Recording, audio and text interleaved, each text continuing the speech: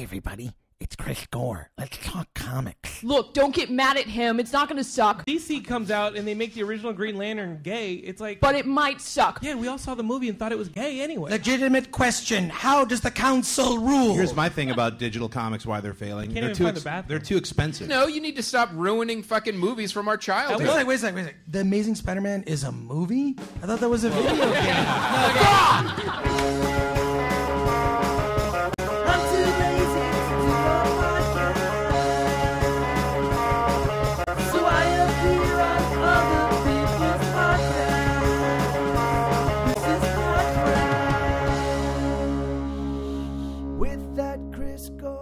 Welcome to the show. I am that Chris Gore. This is PodCRASH. This is the show where you get to hear me as a guest on a different podcast each week. Gives you a chance to discover other podcasts, and it also gives me an opportunity to talk about all types of different topics. This week, I crash a podcast called Comics on Comics. It's where the greatest comic minds meet the greatest mind in comics, and it's put together by these producers Juan Manuel Rocha and Vito LaPiccola. It's a great podcast. It's everything comic books, movies, how that all collides, and they've had amazing guests in the past. I was honored to be a part of it. It was recorded live, actually, at the Hollywood Improv. Before we get to that, gotta get in some plugs. Yes, I do. I'm going to be the guest, actually, on the Keith and the Girl podcast, which is going to be this Saturday, August 11th at 7 p.m. at Meltdown Comics on Sunset Boulevard in Los Angeles. You can get more info at keithandthegirl.com. Also, PodCRASH Live at IO West. Yes, our first of our monthly shows at IO West. That's Saturday, August 18th at 7:30 p.m. That's at IO West, 6366 Hollywood Boulevard.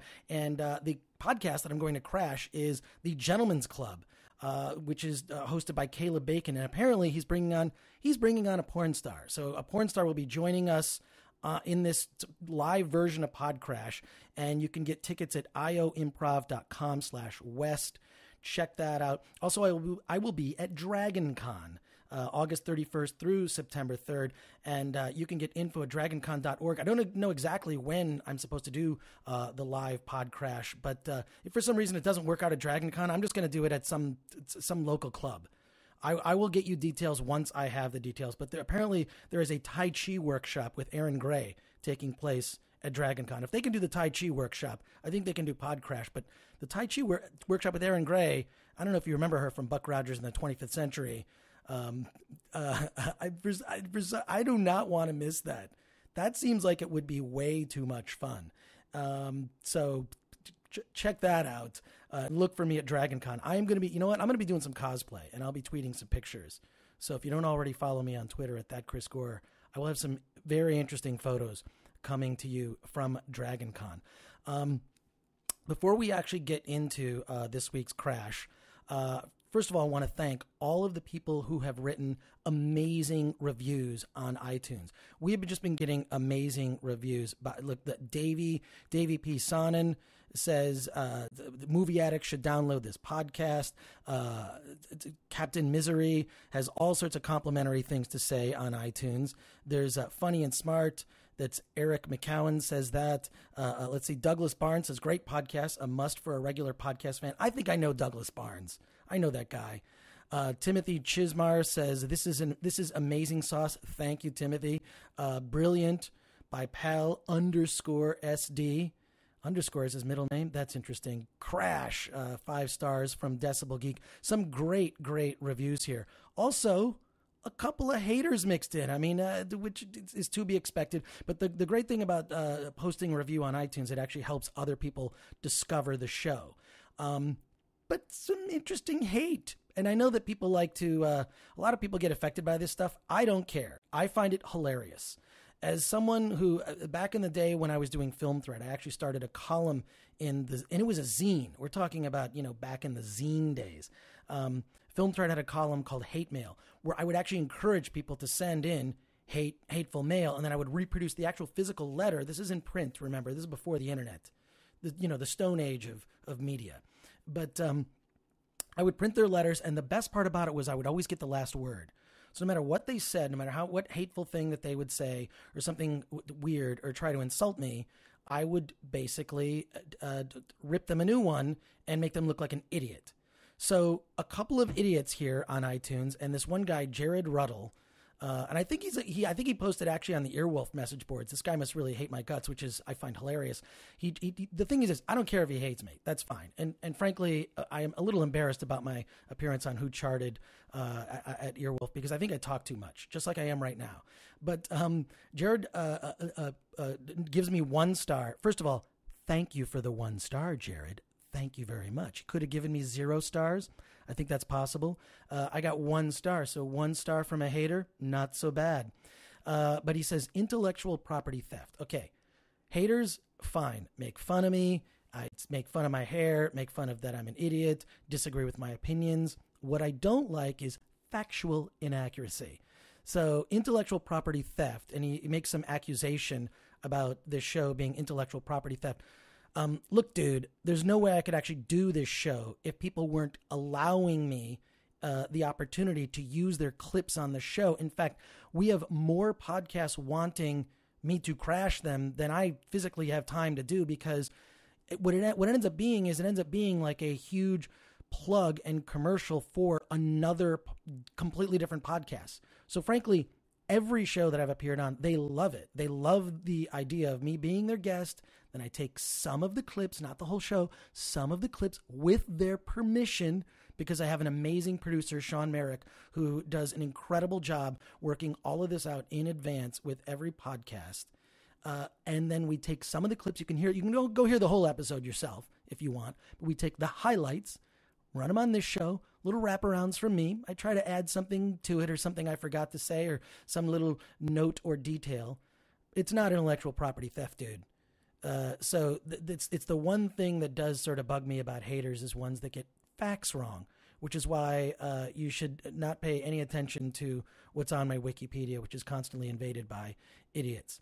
I will say, though, with regard to haters, for me, it's always been a thing where it's like that who gives a shit attitude. I don't care. Like it's the sticks and stones may break my run, but names will never hurt me. Yeah, names will never. Yeah, it's so. Yes, I've sort of dealt with haters before the internet in when I was doing print magazines. So now coming to the internet, having sort of already built up this sort of protective shield against haters, this stuff doesn't affect me. What bothers me is the factual inaccuracy. So I will correct that. Also, I don't care about that because anyone who's been listening to the show knows that there's no theft going on. All it is me actually trying to support the podcasting community. This is a community, and I'm a big fan of all the podcasts I've appeared on, but also it's like I just don't have time to listen to them all. So I sort of consume a podcast kind of like in the same way when I get into a TV show, like, oh wow, well the new Breaking Bad season 4 is out on DVD. I'll watch all of those in a weekend, and I kind of do that with a podcast that I discovered. I just discovered one that I'm completely in love with that I'm actually going to be appearing on as a guest soon. It's the Mental Illness Happy Hour, which if you have not heard that podcast, you have got to listen to the Mental Illness Happy Hour. Just brilliant podcast, like right up there with WTF and Mark Maron. It's so brilliant, and I will be a guest on that in the future. So, in any case, all right, back to comics on comics and that whole thing. This podcast was recorded live at the Hollywood Improv, and it was hosted by Jonathan London. And Jonathan London, if you don't know, he's big in the geek world, but he's also a guy who does stand-up comedy. And he's a great guy I've known for years. The rest of the people that were on this panel, it was basically almost panel. It was panel style. Was Chris Mancini from Comedy Film Nerds, a podcast that I have appeared on. It was also John Schnepp, who is a director on Metalocalypse, a whole bunch of other shows. John's a cartoon director, but also I've just known John for years because when I was doing Film Thread DVD, I released a bunch of his short films on DVD. And then John is like one of the first people I met when I moved to Hollywood who he had this brilliant show called Mad Science, which if you can ever discover that's got to be somewhere on the internet. It's amazing. And John was recently seen in the Comic-Con documentary by Morgan Spurlock. He's right there in the beginning. He's the guy that, to me, John's the real guy. He's the guy that kind of tells you what Comic-Con's really about. And then Marisha Ray, who does this, it was also on the panel, who's, first of all, she's smoking hot. Secondly, she does this web series called Batgirl Spoiled, which if you have not seen that, you should look that up on the internet. So anyways, this was a really fun podcast to record because we had a live audience, a great panel of people. I would just say that please enjoy it, and this is a podcast that you should be listening to on a regular basis because it's not out every week. They do this thing infrequently because they really turn each podcast into an event. They've had like Damon Lindelof on there, a lot of amazing guests, all from the world of comics. So let's hear it. Comics on Comics. Here we go. Let's start off with one of our favorite heated discussions, and that would be Mr. Michael Bay. I'm wearing a Teenage Mutant Ninja Turtle shirt because it is one of my favorite childhood properties. But not for much longer. Well, let's talk about that because back. Well, now Michael Bay's penis is going to go up the ass of your favorite childhood property. That's about to happen. I hope you enjoy that. So 2 months ago, there was that release that Michael Bay was saying, "Hey, listen, the origin of the turtles may not be a mutagen. It might actually be an alien planet. They might not be mutants at all. They might be aliens." Let's talk about that. Do they have to be teenagers? Yeah. And why are they turtles? Yeah. Well, radioactive adolescent something hamsters. Yeah. How about why can't we just make them alien transformers? Why can't they be sharks in the sewers? Maybe they could fight battleships. You never know. You sunk my Ninja Turtle. Personally, I appreciate the M. Night Shyamalan approach that he's taken. You know, Let's just make them all white. Personally, I appreciate the seating. I'm sitting turtles next to running Marisha. away from That's wind. pretty fucking awesome. A tree, right? Well, at that point, is it no longer Teenage Mutant Ninja Turtles? Like, why even call it? Not only that, but he's not made it teenage or mutant. It's just going to be a movie called Ninja Turtles. Sounds awesome. Legitimate question. How does the council rule? We will start with Chris Mancini. How do you rule, Chris Mancini? Epic fail. Totally can't wait to see it. I'll be first in line at the Thursday 12:01 screening. Anyone that listens to our podcast knows how we feel about Michael Bay. But this is truly, at this point, there's a real arrogance here. I mean, that we haven't seen before, and that's saying something. We thought Transformers, that was kind of arrogant. You just putting bullshit from a computer onto a screen for 3 movies. Right. And a 4th one coming up. But this one, he's mad that the fans are mad at him. That's what's great. I love that he goes, oh, the Teenage Mutant Ninja Turtle fans need to take a chill pill. What? He's talking like a Ninja Turtle and rebuting it. Okay, got it. Yeah, and no, you need to stop ruining fucking movies from our childhood. How about that? I like The Rock. I'm sorry. The Rock was not based on a Hasbro toy from the 80s. And that's also, fine. And Con Air was kind of fun. I extremely beg to differ, my good friend. We threw rocks at each other all the time. And that was the first movie that ended Nicolas Cage's career, so there's something to that. But is he trying to make it scientifically accurate? You know, I mean, it really doesn't make any fucking sense. I mean, all this shit is made up that we're talking about. Every single thing we'll discuss tonight is made up. No, it's not. Does it matter? No, I'm just saying, like, Chris Nolan, his approach with the Dark Knight films to make it, I'm going to root it in reality. And he, tweaked the Dark Knight, the Batman legend a bit. Mm-hmm. Does it make a difference if they're from another planet? Rooted in reality. Right, rooted, right. Yeah. But, does it make a difference? I'm saying this as a guy who's not a big I'm going to fan tell you the big difference right now. TMNT. The big difference is Christopher Nolan understood source material. Right. Michael Bay doesn't give a shit. It's crazy. Yeah. He's like, okay, well, I'm just going to put this on screen for about 2 hours, and you're going to like it. Fuck you, you're dumb, you're going to like it. Guys, I love Transformers, too. I just want to say that. I love sitting in there and sweating and why is there another robot battle? And when are they going to get out of that desert? And then there's more robots. And I remember just sweating and freaking out. This needs to be more racist. It was so long. Yeah. I never expected to check my watch while 2 giant robots were fighting. Exactly. That was amazing, and that was worth the money. I don't even remember how much it was. I just walked out of there sweating. His visual deconstruction approach to filming those movies was let's just put it there and then shake the shit out of it until you can't tell what the fuck is going on. My favorite part of that movie is when they had to get from here to there, and they're standing next to 2 robots that could turn into cars, so they run. Right, exactly. My favorite part of the movie was finding out that robots had balls. That was I'm serious. That was a little disturbing, actually. Marisha, and Megatron likes wearing a shawl. That was my favorite part too. Which one was it where they had the Star Trek like lines that Leonard The answer Nimoy is who was gives saying. a fuck? Right. Hey, I give a fuck. Come on, nerds who know, tell me. Yeah.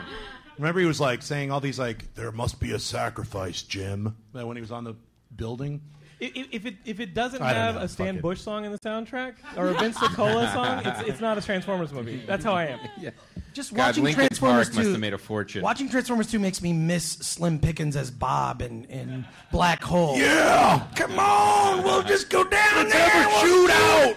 Oh, Maximilian. That's right. Impossible. Vincent, come on. Remaking the Black Hole, so prepare to be fucked in the wow. ass again. Come on, it's gonna be awesome. Yes. Impossible is only in the dictionary of fools. Hey, Robert Forster's going to be in the remake of The Black Hole. That's what Robert he told me. Forster, right? He's going to be in it. Bringing it back to that video Can with John. you shake him out of anything? Can you shake him out of any info? What's that? Have you shaken him out of any info Yeah, about the Black Hole? Maximilian is going to be a human, the red robot. For real? Yeah. And he's not going to be a mutant or a ninja. Yeah. He's Or a from human. another planet. He's a human. Okay, that, now I'm fucking mad. he's part of Now the I'm Cygnus. pissed. That is betraying everything. Schnepp, Part of the Schnepp, Cygnus. He's like melded into it. Schnepp, it's your turn to remind him that none of this stuff exists. He's really None getting of it mad over here. exists. Marisha, you It's guys are all adapting a geek property with your Batgirl series. Like, is there anything that you guys are adamant about being careful with to not piss off the nerd contingent? And does it continue to involve you beating the shit out of dudes? I'm just hanging out. It's fun. I'll answer that question first. That's All right. yes, because that's easy. It is interesting. We are trying to stick really close to, what the actual incarnations of the characters are, but we're also trying not to limit ourselves by staying canon, because that's, So you're just like fucking Michael Bay. Great. Fucking great. Hey, can you have the giant fat guy from Cannon? Remember him? Just have that dude with a mustache Isn't running that what around. Michael Bay said in defense of this TMNT thing?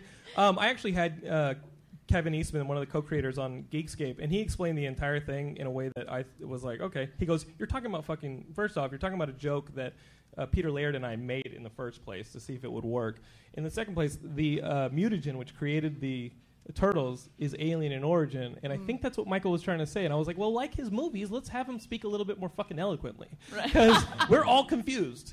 Which supermodel was he banging when he thought up that? Instead, he got mad at the fans for questioning how dare he change anything. Well, I personally love the comment that his co-producer made, where he was like, look, don't get mad at him. It's not going to suck, but it might suck. But don't get mad at him. Yeah. Oh, that's a great line. Yeah. It might actually work. I'm not saying it's probable or even somewhat likely, but it is What if possible. it's like It's possible. What if it's like Gamera? Like all the Ninja Turtles can fly around and It's like a throw flames Voltron out? Gamera? Yeah, like giant Ninja Turtles, space turtles. And they're like Gamera. Bam! That's what's Will happening. Gigan be in it? I'm seeing that movie. I'm making it. Space Old school Turtles, Toho guy. 2015. I would watch a Voltron Space Turtle movie. Yeah. I have to admit that I'm not a huge Teenage Mutant Ninja Turtle fan. I was more of like a adolescent radioactive hamsters was one. Was that put out by the same guys? I don't know. Eastman and Laird? I have no idea.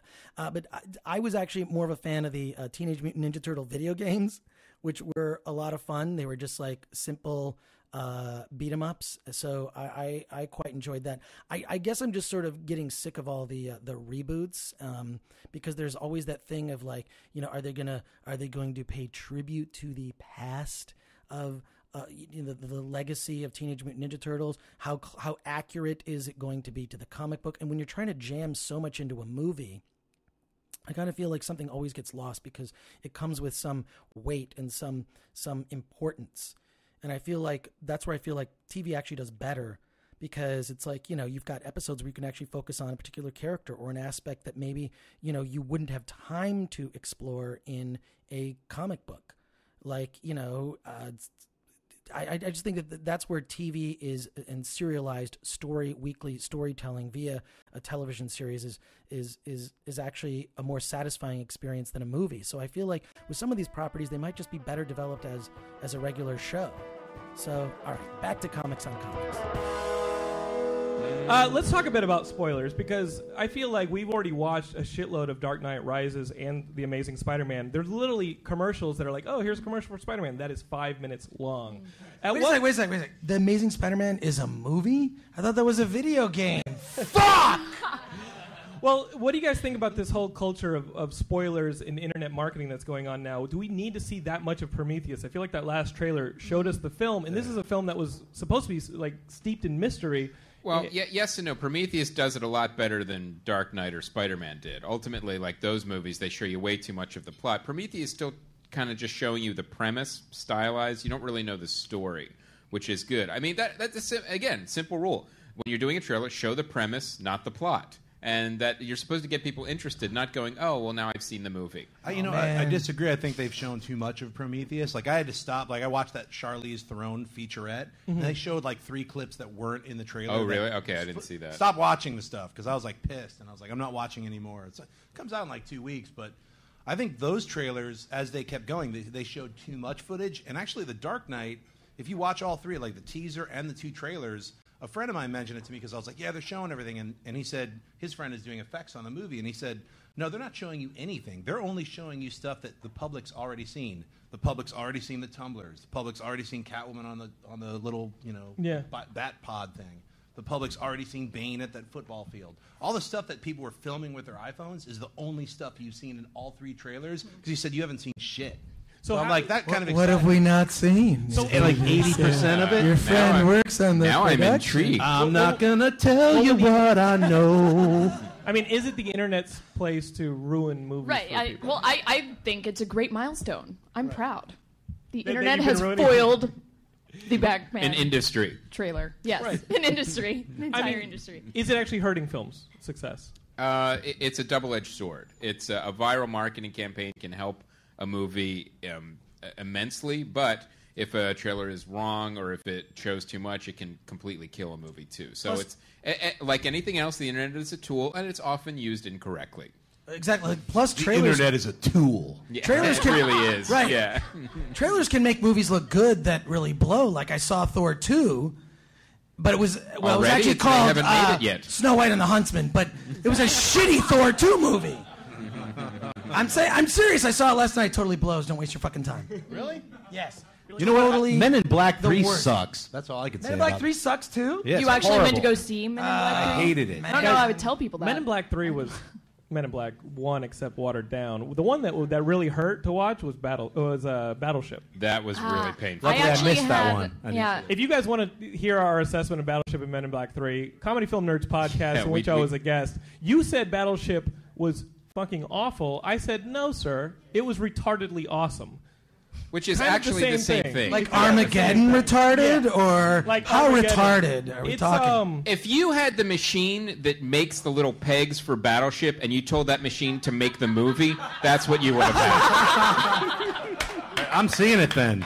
Maybe I was wrong. Well, I actually had 2 people this past week both tell me that they liked Battleship more than Avengers, and I thought I was going to die. It was Did you the start shoot of the them in the head? apocalypse. They're obviously aliens. Unfriend. I- Unfriend now. Well, it was actually one of them was the first introduction. Get up here and get Right. your ass kicked again. One of them was the first introduction of a friend of mine's new girlfriend, and she told me this, and I was like, dump her, dump the bitch. I'm sorry. She's not. Retarded. She's retarded. I don't like her. Yeah. Thank you for taking me to see Battleship. I like that. Yeah, this is going to work out. Where's he picking up girls? And how can Chris get in on that? College. We're working on it. College campuses. If they drool, they rule. I'm into that. Yeah. Sorry about that. It's okay. It's cool, man. Okay. So we've talked about the TMNT reboot. Space Turtles. Will you guys see it regardless of how much it's pushed out of being TMNT just because, hey, it's a Ninja Turtles movie? Like, how much of your loyalty Well, to no, the I'll watch franchise- it because it's like watching a train wreck. There's always something appealing about Yeah. watching a train wreck. There is. Until you've seen it. Then you're like, what the fuck did I just spend the time doing this for? Avatar: The Last Airbender. Yeah. Oh, God. That was a quiet walk to the car. That was a really quiet walk to the car. Yeah. I You was actually saw that after the happening? I skipped the happening. I skipped the happening, but I mean, the Avatar cartoon is one of the best animated series in history. amazing, yeah. It's phenomenal. Well, then why didn't Michael Bay make the movie? Right. So we went to the movie, and it was so bad and forgettable at the same time that it was like that silent walk to the car where you're embarrassed and you don't want anybody to see you coming out of the theater. And I was like, did we just see Avatar: The Last Airbender the film, or did we just have butt sex in public in front of strangers? Because like, I'm humiliated right now. I'll tell you, that career, it's like when that movie Devil came out. I thought there had to be a deal. The devil said to M. Night, all right, I'll let you keep making movies, but you have to put me in one of them. You have to make an autobiography of me, but I'll keep you. Okay. That makes sense. So you'll see the TMNT film. Just out of curiosity and maybe blatant, like, self-hatred. Maybe, under a lot of influence of foreign substances. Narcotics. Maybe. Chris, where do you stand? I want to become a foreign substance, but what I'm saying is only if I'm paid to review the fucking DVD, but I will not see it in the theater. Might see it at the drive-in. The drive-in is a fun place. There's one drive-in left in this area. It's the Pacific Vineland Drive-In Theater, and I go there and see shitty movies all the time. There's still a drive-in. Or City of Industry. That's where I saw Men in Black 3. City of Industry. Yeah, the Pacific Vineland Drive-In. Just Google that. It's a great drive. I like to see horrible movies there. Well, they show 4 movies at the same time. Really? So I actually walked over in the middle of Men in Black and watched Avengers for like about 20 minutes. Chris, where do you stand? It's like movie Burning Man. That's what Pacific Vineland is. I've said it before, but I'm a huge fan of the drive-in. And the Pacific Vineland Drive-In is not the only drive-in in LA. There's also the Mission Tiki, which Mission Tiki is amazing. In fact, I was just there this past weekend. I brought some beer, which is great. You can bring like beer to the movies. I really feel like that could save the movies, is just having beer. And then you're in an enclosed space. You could like sit in your car and you can text and do whatever. Or you can just like sit outside and you can smell. There's a lot of incense at the movies. It might not be incense. It might be something else. In any case, so this past weekend I saw Total Recall, which was okay. It was okay. I thought the effects were great, but I felt like I really unless I missed something, where was Quado? There was no Quado, and they didn't go to Mars. So they changed it up, and I didn't love it. But what was worse was, and I'm late to the party on this, I saw The Amazing Spider-Man, which I hated with a passion. I don't think I've disliked a movie this much in maybe since episode 1. It was that bad. Effectively, they turned Peter Parker, instead of like a nerd outcast, whatever, he's this sort of emo hipster guy on a skateboard. All I could think was when Itchy and Scratchy added Poochie. All I could think is that Peter Parker has now become Poochie. It's Poochie Parker. And it drove me nuts that he, and then also that just his whole origin, which they retold in a really awkward way, did not work. It just, everything about it, just was, for me, just felt false, fake. It didn't have that, I never connected at all with Peter Parker. I feel like I just didn't know who he was or what sort of version of the comic character they were trying to do. But he definitely wasn't the nerd that I remember and the outcast. And I just freaking hated it. Everything just looked too digital too. It might be the worst superhero movie I've seen in a long time. Maybe since those old Marvel things that they would really screw up. Remember the original Captain America? Unfortunately, I do. All right, back to comics on comics. I'd say it's the future for comics. If you guys want to actually buy stuff that's published as hardcover books, and you can buy it through Kickstarter, Indiegogo, because I don't see really, like, I think brick and mortar shops like Meltdown are like, that's where things are going to stay open, and every other comic book shop, unfortunately, in the next couple of years is going to close. That's just kind of the reality of it, unless they, broaden their horizons like Meltdown has. Sorry, Or the Comic Bug in Manhattan Beach. I'm just saying, it sort of has to become more interactive. That's really the truth. That's what of happened with bookstores. Right. Bookstores are all my gone. favorite thing was with Noble, Borders.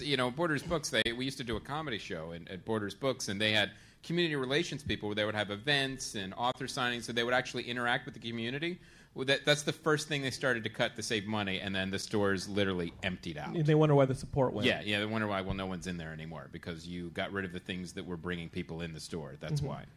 So, yes on comics, but it has to be a really intensely creative push, right? Because you guys offered incentives that were worth investing. Yeah, I think the incentive. You have to make sure the incentives It's are good rewards. Yeah, good rewards. At least equal or above what you would pay to get it regularly. Like it costs less to publish something, and then like, hey, you're getting like $150 worth of stuff for putting up $98. It's a combination pre-sell and reward, really, is what you're doing, because you're getting the book, but you're also getting something maybe personalized from the artist or something like that. So it makes it instead of saying like $10, you pay $50, and then you get that personalized touch along with the product. Is this Robert Forster's fucking tooth? Yes, it is.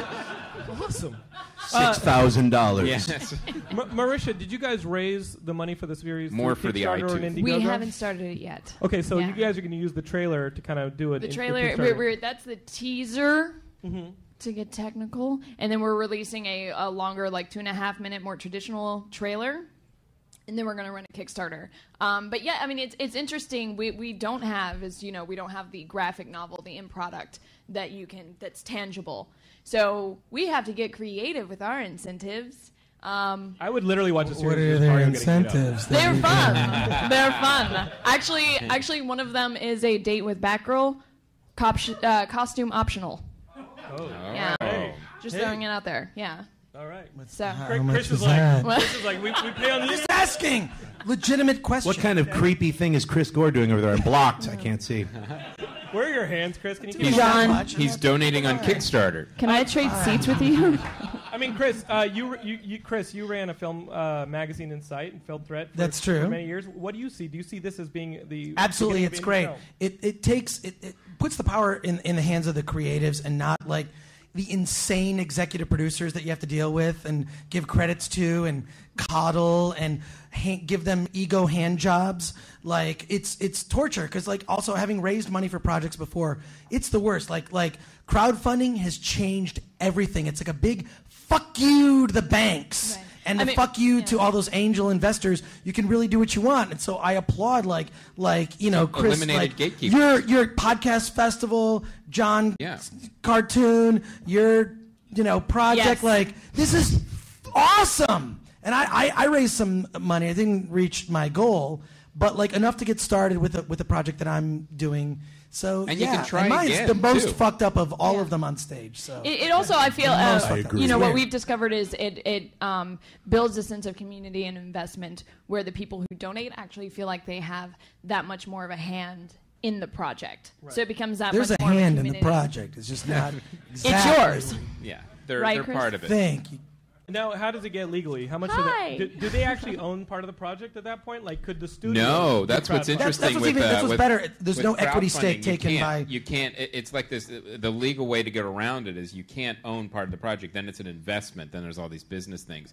Well, the only thing you can get are rewards. Right. So that's how Kickstarter works. Right. Is this something that the studios or Marvel DC could actually partake in? Absolutely in a way? not. There's I don't no think way. so. There's no way. One of the reasons is that the whole point of kickstarting crowdfunding is like, oh, well, these guys don't have any money to finish their vision. If Warner Brothers puts something on there, like, what the fuck? You're $1 billion company. I'm not going to give you money. Disney just won't give us the money. Yeah. Seriously, Disney won't give us the money. That's even though when you're watching a movie and you see like 9 title plates come up before the film, you realize that they're crowdsourcing from different investment firms and banks in China.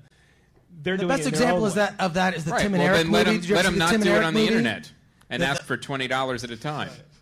But the Tim and Eric movie begins with like 15 different companies giving their, which after a while it's ridiculous. Does anyone see? Am I the only one that saw the Tim and Eric movie? Come on. But I am. were they joking or did they literally? They were joking. they were Just joking, joking. but they really hit the nail on the head of what Chris was trying to say, and I interrupted him deftly. No, it's all right. There was a pause. It was good. So it's the savior of independence because you have to have kind of that. Eliminates the gatekeepers. You go right to your audience, and people are either interested and they'll pay or they're not. I mean, I was skeptical about the LA Podcast Festival. I thought, I don't know if this is going to get funded to $25,000. And if you do it wrong, you're just running a big PR campaign on how nobody gives a shit about your project. You know what I mean? Well, no, you're running a small campaign about how nobody gives a shit about you. And now, do you realize after raising the $25,000 that you need a lot more than $25,000 to pull that off? Or What we did is we only wanted to raise the down payments we needed to secure the venues, and then we knew we would get the rest for the ticket sales and stuff. Basically, it literally is a kickstart. Really, it gets you a started. gamble. Yeah. Yeah. So what we did is. I think it was in 20-some days the whole thing funded, and then we funded an extra $5,000. So it went really, really fast. Yeah, When is that? we're trying to raise October 12th to the 14th. October 12th to the 14th. We're trying to raise just under. Yeah, that's right. I was talking. Thank you. He wonders why girls don't like I him. like her. She supports me. Yes. Thank you. Woo! I like him too. Haha. Chris, you're in the next ass-beating film. You're going to be in the next ass-beating film. You know that, right? I'm cool with that. That's your Kickstarter. He'll pay to be in it. Really? Sure. He said it. It's done on done. paper. John, you mentioned that digital comics is failing. Is that?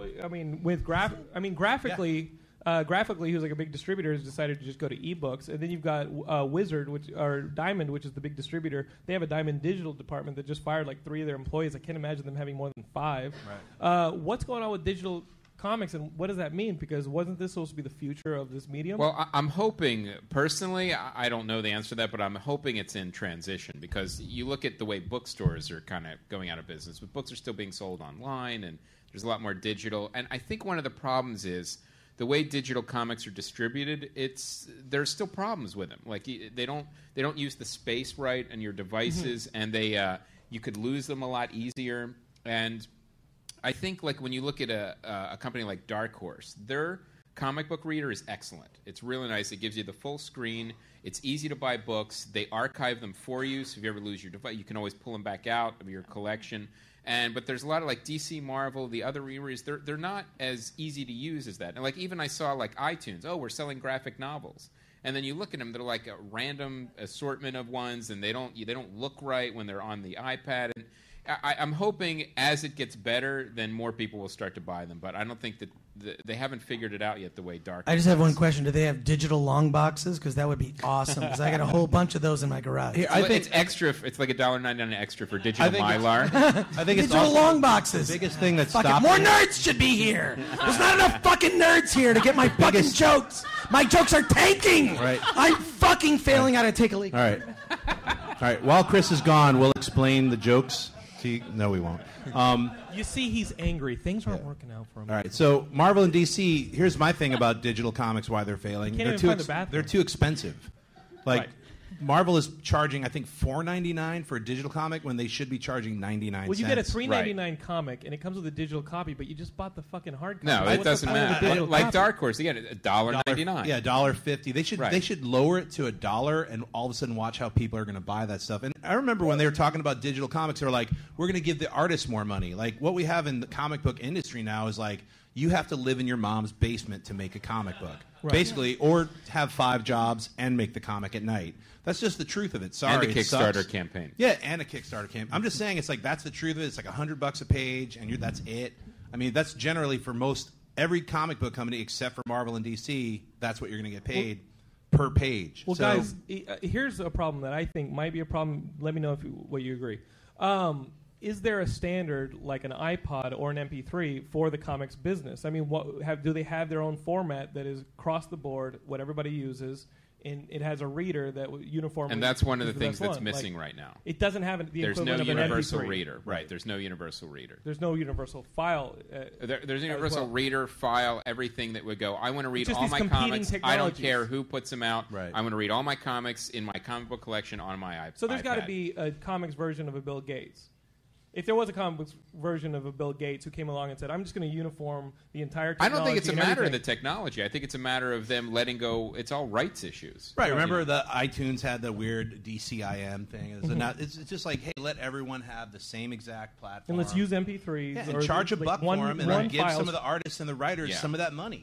So what are they how are they justifying charging more for a digital copy? I don't understand that. That they're going out of business. Well, fair enough, done. DC and Marvel are not going out of business. These comic books that they refer to as pamphlets are basically advertisements for their television and movies. Right. So they don't even care about the comics. Or your web series. You could find out just by going online. They really don't care. You ever see so many Hulk toys in Target before Disney bought Marvel? Yeah. No, you go into any toy store, everything's Avengers now. I'm like, which is nice to see. The Avengers was awesome. Yeah, it was. So it's good. Nice. It was, but to see you never saw that before, and you realize, this is where the Toy Story stuff used to go. Right. You know, it's a huge marketing campaign now. That's Welcome all it is. back. So with different companies having remember ABC was the first one that jumped on like having their shows on iTunes.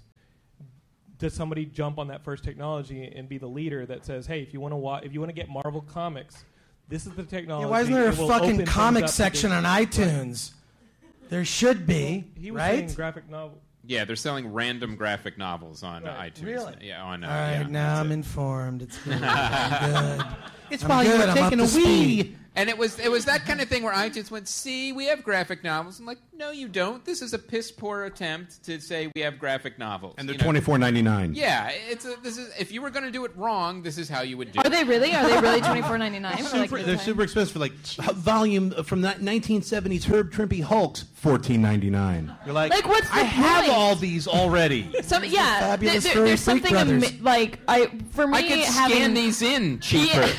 Hey kids, ever read Watchmen? Ever heard of it? What? Didn't think so. It's like, yeah, we all own like I read 10 before versions of it. Watchmen. What is this Watchmen you speak of? I love that. I love that Zack Snyder fan film. It's awesome. It's very accurate to the comic. No squid. Except for the end, but that's They okay. didn't get Squidless. sued. Parody act. Alan Moore is totally crazy. That's my song for Guys, tonight. speking about I'm a wizard. I'm a wizard. I'm a wizard. I'm sure he sings that in his London flat, too. That's his weird. Yeah, I know. And he's like 8 feet tall. He is. He's a fucking giant. Yeah. I speak for the trees. Saruman, Watchmen. That's right. Watchmen, Saruman. He's an ant. Guys, speaking of DC Comics, they kind of stole Marvel's thunder with this whole... Marvel was in Astonishing X-Men number 51. They were going to have the first gay marriage in comics. Yep. All right. Yeah. Alpha Flight. In 2012, yeah. Yeah. Now let's all fuck each other. Well, no, I mean, Power Man and Iron Fist, really.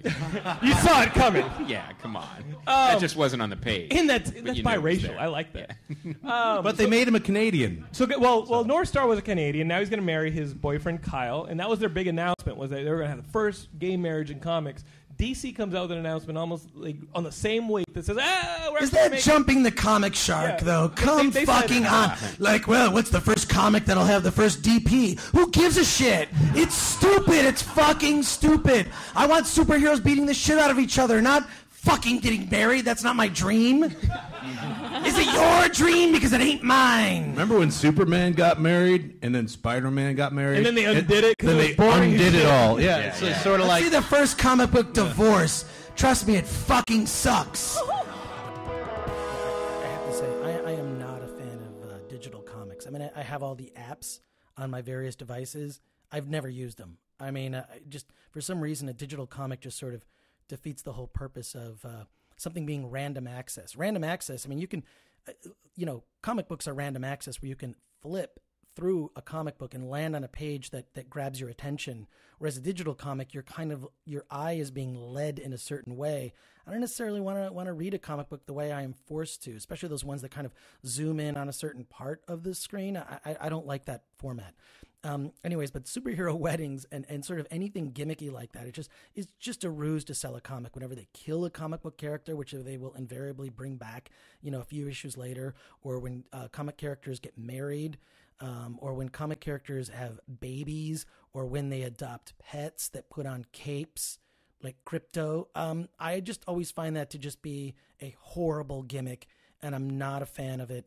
I really wish that would go away, except I have fallen prey to buying a comic book because a comic book character has some stupid gimmick and I get sucked in, and then those are ones that I don't even waste bags and backing board on.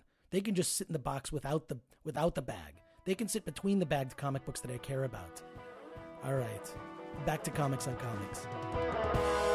In DC comes out and they make the original Green Lantern gay. It's like, yeah, we all saw the movie and thought it was gay anyway. Yeah. But that it? was like all the different ways of words that gay means. That if you said Green Lantern the movie was gay, that means it just was horrible. It wasn't that it was gay. I think Or it was I'm happy. old school gay, Or not Mary. penises up other Mary. dudes' butts, but just the old school gay version of So really, this, Right? I think that John, this stuff, I know you. That's what you mean. So this stuff doesn't really shock comic book readers at all. We're pretty cool with comics basically doing anything, but that's what's great They're about the just trying to comic get book big community press. is people, especially at Comic-Con, people are very accepting. You know what I mean? It's like, who gives a shit? You know what? We're all fucking sweaty. We all smell like shit. Fuck, I'm just going to fucking drink at the Marriott bar just like you. Yeah. We're just here because we love stupid shit and we're nerds as kids. It's like a fever dream. It's amazing. Right. I love Comic-Con. It should be 2 weeks. So we're all Comic-Con sort of... should be 2 weeks? Yeah, that's what I say. I'm with you. I'm with you, John. It's too short. Like 5 days, you're like, right when you hit Friday, you're like, man, it's all over. It's like when you have to leave all you summer have is camp. Saturday. That's when you got to go to other cons. When you leave summer camp, but you just made your best friends like 2 days before it's over, and you're like, but I just made all my friends, and now it's kind of over. I don't know what to do. Yeah, nobody stays on Sunday. Everyone's See you next year. It's family day. It's really sad. No, but Sunday is the hangover day. Sunday is just everyone walking through being like, oh, fuck. Oh, God. That's margaritas by the Marriott. It doesn't clear out on Sunday. There's no question. The best is that they have to kind of keep it in San Diego. Because by Thursday, the BO, if it's not pushed out by the coastal winds, it becomes toxic. Zombies. We all have BO there. Faces are going to be really eaten. brutal. Yeah. But the whole thing is that the Comic-Con, it's like now spread like a phenomenon in the sense that like that term Comic-Con, it's everywhere now. There's Phoenix Comic-Con, there's Emerald Con, there's Dragon Con, there's like... You could go to a fucking con every weekend, John Schnepp, if you wanted to, and I am. It's fucking great. I'm going at least once a month. Because Comic-Con, it's too crowded now. It's a clusterfuck. It's not as fun. You know, WonderCon. All those bullshit Hollywood parties. Fuck it. When we were at WonderCon in Anaheim, it's fucked up. Like, what are you talking about? It was There's Rose City Con. There's the one in Kansas. we could walk around, and it's really it wasn't like Where were you? Where were you? Was it? WonderCon? WonderCon was great. It was awesome. I also recommend Kamikaze, by the way. Their first Kamikaze. Wait, where's that one? It's in Anaheim. It's at the Anaheim Convention Center, but it's in September, and their first year. No. Los Angeles. You Does it know, have anime girls? Really? Oh. You know because She's wrong. Wow. Oh, God. She's not a nerd. She's wrong. Chastise her. By the end of the night, everyone on the panel will have gotten one correction.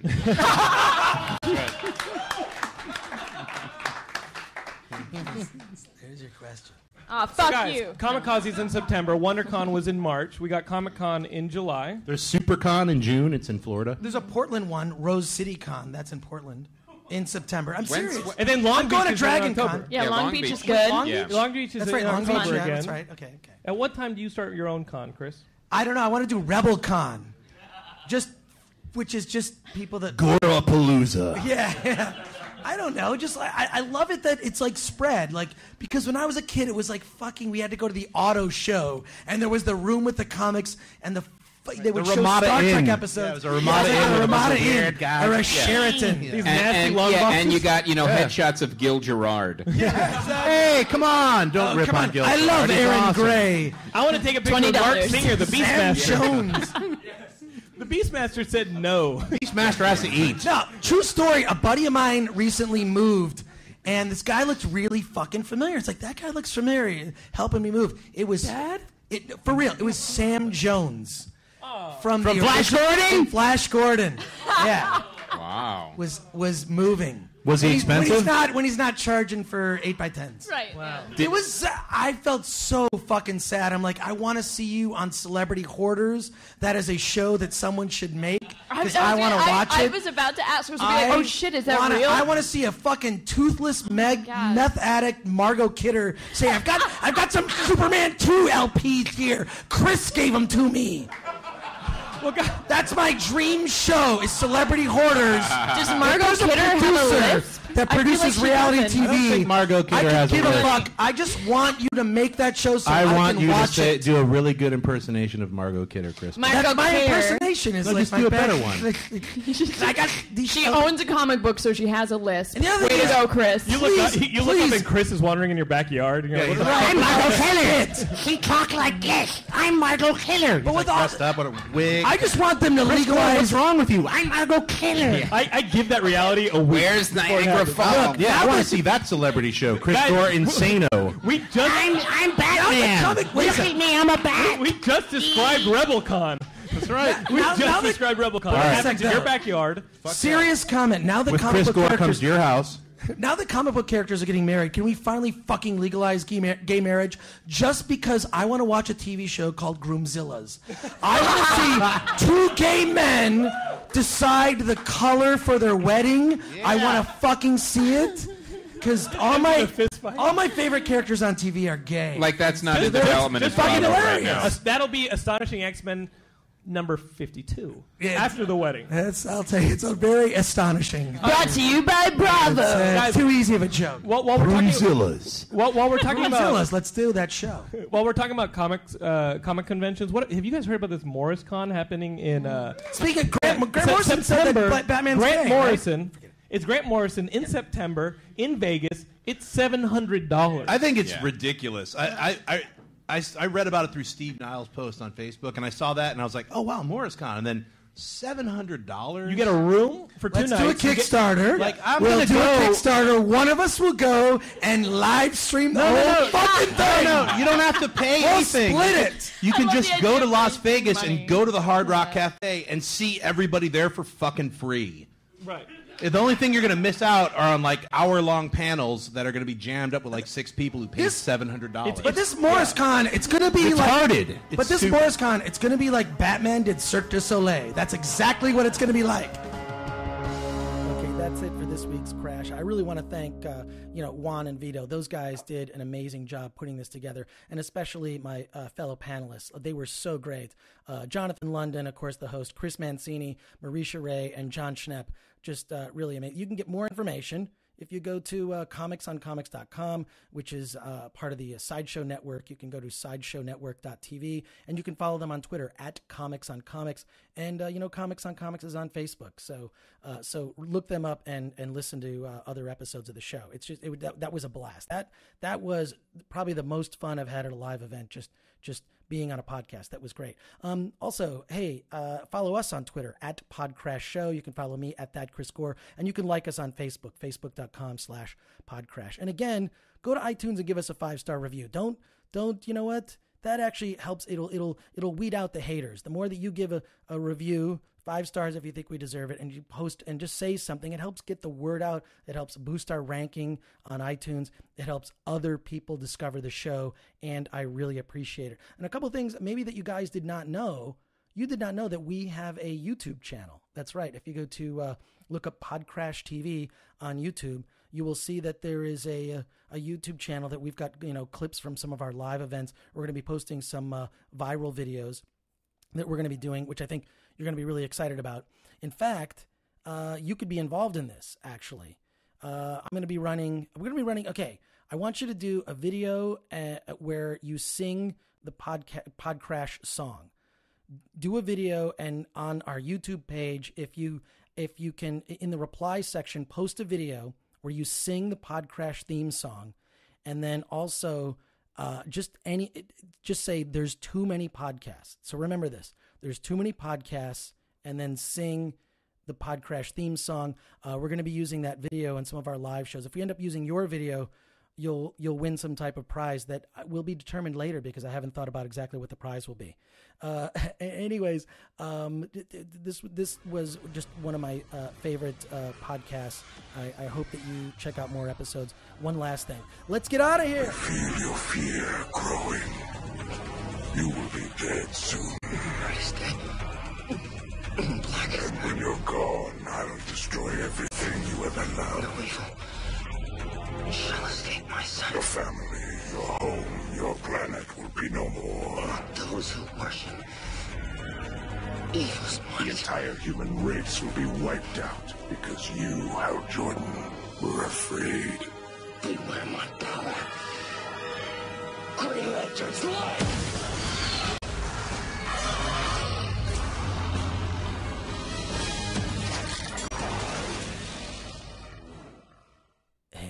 If you're still listening to this, you're probably a lot like me. You're the kind of person who stays through the end credits of a movie. You're the kind of person who reads the credits on a comic book. You're my kind of people. I like you. And for that, you shall be rewarded. Send me a self-addressed stamped envelope to PodCRASH with that Chris Gore, 5042 Wilshire Boulevard, PMB 1500, Los Angeles, California 90036. I will return your self-addressed stamped envelope with a surprise. Also, if you keep listening, here's a bonus piece of audio from Comics on Comics. Later. When you get a note in a bar or a club, you're like, all right, wait, what the fuck? What? Chino? All right, so yeah. This isn't a lady's number. It's a correction. The weird thing is... Please get it right, you idiot. The weird thing is, it came from Chris. I know. He was like, hey, man, this is City of Industry. Right? Isn't that Chris Gore's voice? Hey, man. Is that him? It's more nerdy than that, but yeah, it's pretty close. Let me get it more gravelly. If Chris was saying it, he'd be like, are there girls there? Are there naked chicks there? Where are the butts? Usually I'm saying tits, but go on. Titties, butts. Chris Gore. Are you going to let them get away with this? You're going to keep going? I love John. I feel honored he's making fun of me.